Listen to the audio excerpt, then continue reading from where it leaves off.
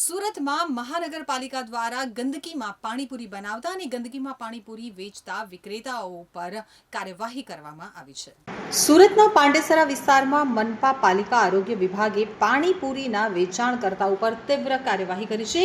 આ કાર્યવાહી દરમિયાન મોટા પ્રમાણમાં અસ્વસ્થ અને આરોગ્ય માટે હાનિકારક એવી પાણીપુરીનો જથ્થો નાશ કરવામાં આવ્યો છે।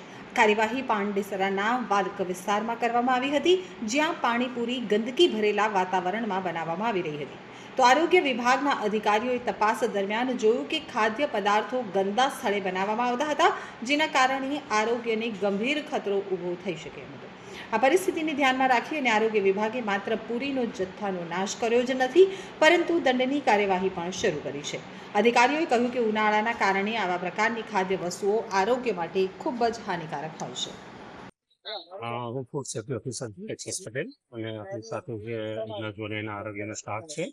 હાલમાં આપણે ઉનાળાની સિઝનમાં પાણીપુરીનું વેચાણ થાય છે, જેના લીધે આપણે આરોગ્યને નુકસાન થતું હોવાથી હાલમાં પાંડેસરા વિસ્તારમાં ગોવાલટ વિસ્તારમાં પાણીપુરીની જે પુરીનું બનાવવાનું નાના પાયે ઉત્પાદન થતું હોય છે, એ જગ્યાએ ચેક કરવામાં આવે છે। તેમજ પુરીનો નાશ પણ કરવામાં આવ્યો છે, નોટિસ આપવામાં આવી છે, તેમજ પેનલ્ટી કરવામાં આવી છે, નોટિસ આપવામાં આવી। કેટલી જગ્યા દરોડા પાડવામાં આવ્યા છે? હાલમાં ગોવાલટમાં આપણે 10 જગ્યાએ દરોડા પાડવામાં આવ્યા છે અને આ પ્રમાણે કામગીરી હાલમાં કોર્પોરેશનના દરેક ઝોનમાં ચાલી રહી છે।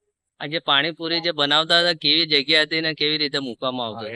એ જગ્યાઓ જે જોવામાં આવી છે આપણે બહુ ખરાબ હતી અને જેના લીધે આપણે બધું જેટલી પૂરી બની છે બધો નાશ કરાવી દેવામાં આવ્યો છે અને આ બધી સંસ્થાઓને બંધ કરી દેવામાં આવી।